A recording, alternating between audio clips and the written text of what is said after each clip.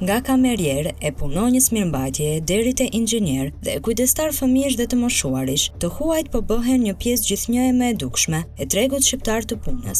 Sipas të dhënave të Agjencisë Kombëtare të Punësimit dhe Aftësive, publikuar nga Monitor, në total për vitin 2025 janë miratuar online 18.156 kërkesa punësimi për shtetas të huaj. Krahasuar me vitin paraardhës, numri i tyre u rrit me 43.4%. 18% e kërkesave për punësime të miratuara online nga AKPA ishin nga Filipinet. Kërkesat e miratuara të lejeve të punës për shtetasit nga Egjipti zonë 15% të totalit, ndërsa nga Turqia 9%, Kosova 4% dhe Italia 3%. Në vitin 2025 u dhan 3251 leje pune për shtetas indian, gati 2 herë më shumë se një vit më parë, dhe 3279 leje për shtetasit nga Filipinet.